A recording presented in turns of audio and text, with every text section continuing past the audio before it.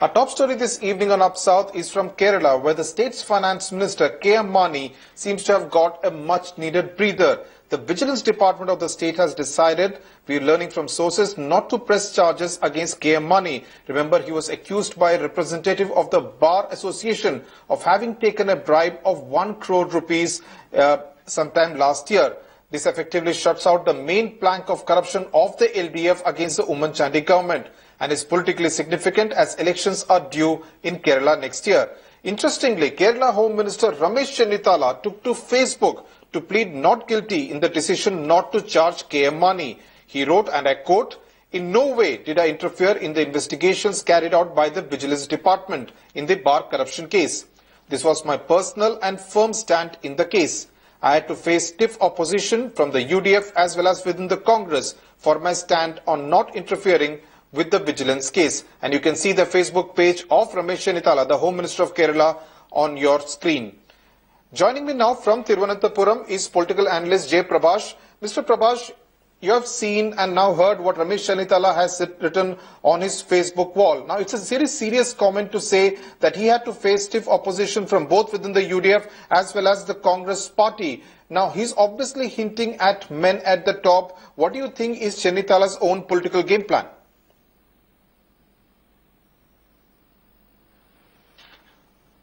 Yeah, you see, actually, we'll have to take the Facebook post of Ramesh Chennithalas very seriously, because here is a Home Minister who is saying that there was a high voltage pressure from the UDF, but then he did not budge.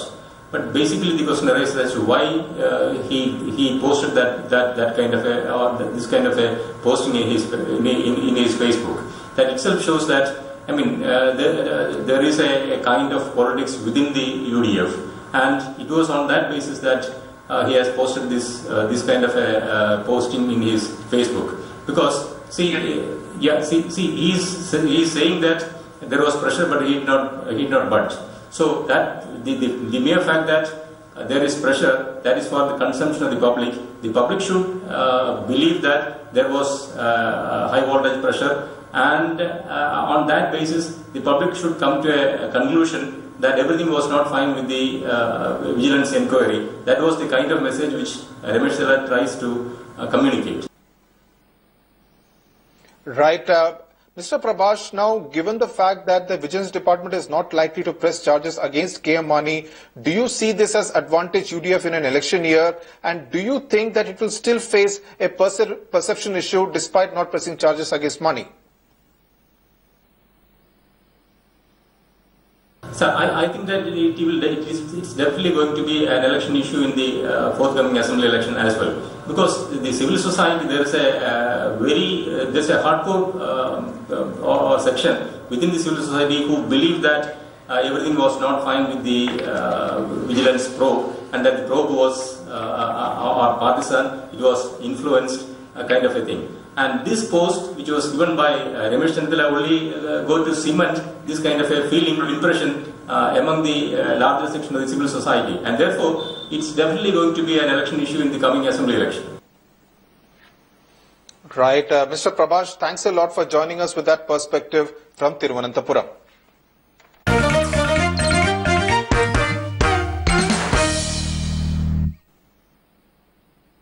Now from allegations of corruption in Kerala to allegations of corruption in Karnataka. And what is surprising that these allegations of corruption and graft are coming in the office of the Lokayukta of Karnataka, an organization that very well under Justice Santosh Hegde when he really took on the mining mafia in Bellary. Now after allegations of extortion within the Lokayukta office, the Karnataka Lokayukta has asked the state government of Karnataka to set up an independent inquiry. The allegation is that people with connections with the Lokayukta office are demanding money from bureaucrats to ensure Lokayukta cases are not filed against them. RTI activists have alleged that the reputation of the office of the Lokayukta is tainted and are asking for a CBI probe. Joining me now from Bengaluru is former Lokayukta of Karnataka, Justice Santosh Hegde. Mr. Hegde, thanks a lot for joining us on Up South. Now, these allegations of corruption have brought a very bad name to the office of the Lokayukta in Karnataka, which was an extremely respectable institution under you. Now, do you think Lokayukta's reputation is at stake today? Is at stake. Certainly. Lokayukta being an institution to fight against corruption, if allegations are made in regard to its own honesty, certainly it will hurt the reputation, and probably all the good wishes people had for Lokayukta will disappear. Right. The government of Karnataka, Justice Hegde handed over the case to the CCB initially. Do you think that was a wise thing to do? No, certainly not. As a matter of fact, I would say any police organization in the state of Karnataka will not be able to do an independent job at all, because there is conflict of interest between the police institutions and the Lokayukta. The only institution which can investigate the allegations now made against the Lokayukta institution will be CBI. Right. Justice Hegde, the Chief Minister of Karnataka has washed his hands off. He says that the state has no powers to actually investigate an independent authority like the Lokayukta. You agree with that assessment? Will you agree with that? No, I don't agree with it. I wish the Honorable Chief Minister had accepted the suggestion made by the Lokayukta and referred the matter to the CBI. Lokayukta himself cannot ask the CBI to come and investigate, because under the Delhi Special Police Establishment Act, the permission of the state government is required. Therefore, if the state government, based on the request made by the Lokayukta, were to hand over the investigation to CBI, I think that would have been the best thing to do. Right. Justice Santosh Hegde, thanks a lot for joining us on Up South and giving us your opinion on this extremely sensitive matter that has starred and tarnished the reputation of the Lokayukta there in Karnataka. Now, staying with news from Karnataka, last week we saw the horrific story of a sugarcane farmer setting his field on fire in the Mandya district of the state and entering the field to kill himself. Today, the assembly session of Karnataka started in Belagavi, and there the sugarcane farmers blocked the road, the national highway between Bengaluru and Pune, to basically demand that the over 4,000 crore rupees that the sugarcane factories owed to the sugarcane farmers should be given to them immediately by the Karnataka government. The Karnataka Chief Minister has, of course, appealed to the farmers not to commit suicide, not to take the extreme step, but those shots that you're seeing on your screen from Belagavi, the road being blocked, the national highway being blocked by the sugarcane farmers protesting against the government. While the thousands of farmers try to lay siege at the Suvarna Saudha here in Belagavi, they finally decided that they're going to block the NH4, which is the national highway which connects Bangalore to Mumbai. And as you can see, they've blocked the roads here. The police also giving protection here. But nearly 2,000 farmers have been congregating all through the morning. But we've also seen that nearly 5,000 police personnel have been deployed here, almost double, so that nothing untoward happens.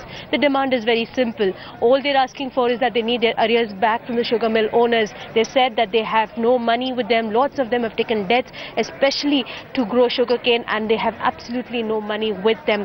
What they're also saying is the Karnataka government should come up with some interim relief at least now. Otherwise, it will be be very difficult for them for their daily sustenance. Also, they've been saying that if the state government can't do much, the central government also should step in. सरकार बीच में आना, पैसे देना है, payment करना है, कारखाने मालिक से वसूल भी करना है. ये मोदी जी, ये सिद्धरामैया जी, किसी भी वो किसान को रक्षण नहीं करे तो फूड सिक्योरिटी लैप्स होने के बाद पुलिस भी नहीं आता है काम को, कोई आदमी आता नहीं को रशिया कैसे हो गया, ऐसे होता है भारत भी.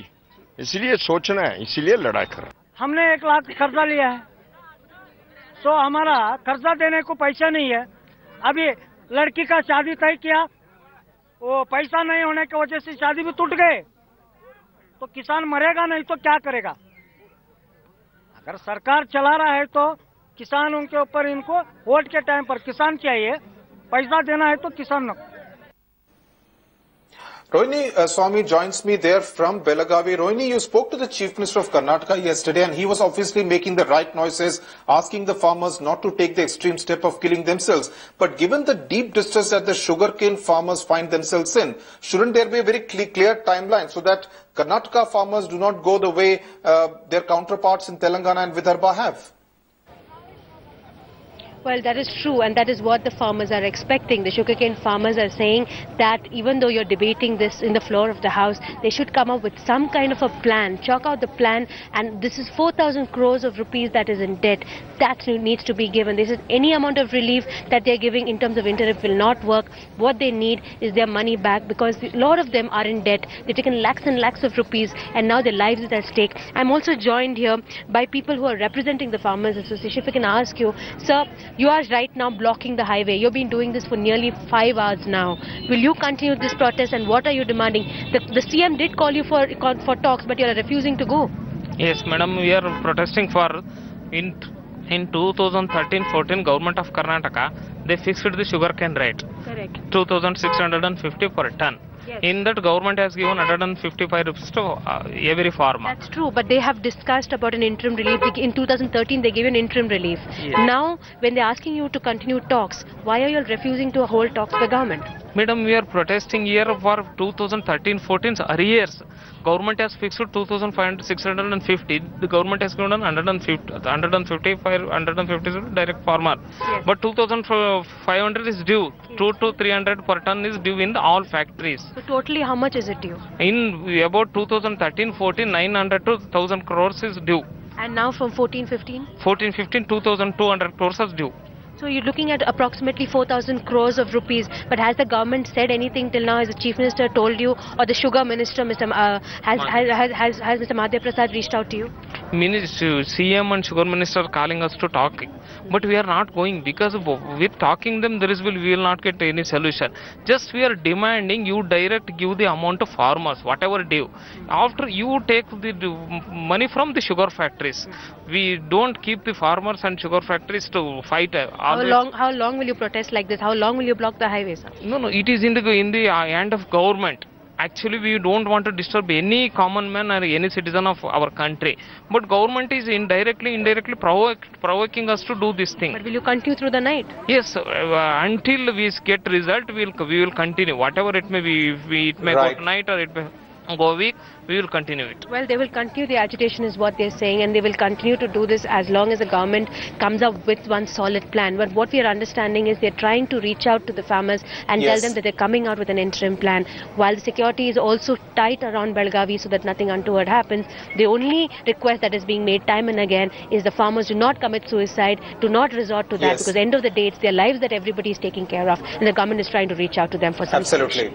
Absolutely. We will continue to track that story very closely there in Belagavi with you, Rohini Swami. Thanks a lot for joining us. Now, news from Chennai. The Chennai Metro Rail has finally taken off in Chennai. In fact, it's being called the return of the Chennai Express. Tamil Nadu Chief Minister Jayalalitha flagged it off via video conferencing, and it was showcasing women power because the first train from Alandur to Coimbatore was actually driven by a woman driver, A. Preeti. And the inauguration had a lot of Chennaites excited on social media as well. In fact, this quip from one of them pretty interesting. It said, if Bengaluru has Namma Metro, Chennai has Amma Metro. Shisha Reddy hopped onto the train to send us this report. The much-awaited Chennai Metro Rail project has finally been inaugurated in Chennai today by the Chief Minister of the state, Jayalalitha, through video conferencing. And this particular project, people have been waiting for a very long time. Though the project was approved during the DMK regime, it has finally become operational only now. The passengers are, of course, happy, and it's a good news for the commuters. So are you happy that it's been finally inaugurated? Yeah, after so many red lines have been passed away, it's finally good to see Metro Rail being opening, and it'll be very useful for school students and office goers, and of course college students too. Do you think the pricing, which is like 40 rupees for 10-kilometer stretch, is expensive for commuters? Yeah, comparing the MTC rates here, it is very expensive, but comparing 40 rupees for 30 kilometers, I think it's a good deal, and we are expecting passes for school students, college students and office goers, so that it will be a little cheap. And this particular train we are travelling is from Alandur to Coimbatore, which is a 10-kilometer stretch, which has become operational now. Of course, this entire stretch will cover at least 45 kilometers, with at least 21 kilometers the elevated stretch and 24 kilometers underground. And this has 4 coaches, which has at least 1,200 passengers will be able to travel in one single go, and also has seaters for disabled people, in fact. So a lot of facilities as far as as the metro rail train is concerned for the passengers, and also it comes as a good news that the metro rail project in Chennai has finally been inaugurated. With camera person Daniel Srisha Reddy in Chennai for India Today. Now, the monsoon season in Kerala is also the snake season, when the lush green vegetation gives them the perfect cover to get into homes, fields and even wells. And on such a time, Kerala relies on one man, Vawa Suresh, who in the last 27 years has caught over 49,000 snakes. Revati Rajavan sent us a story.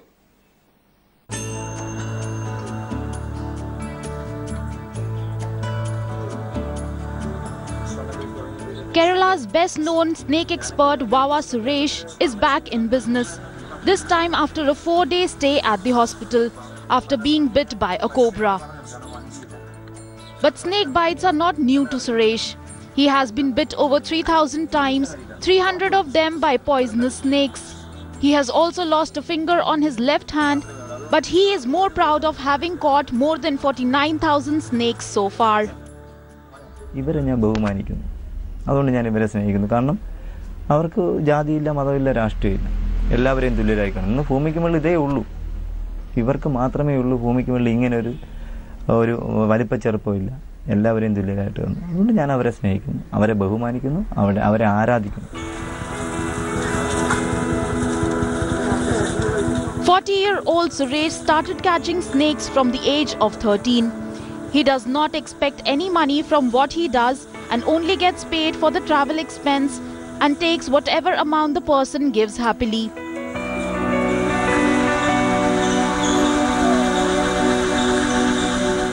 And leaves it in the forest with the help of the forest officials.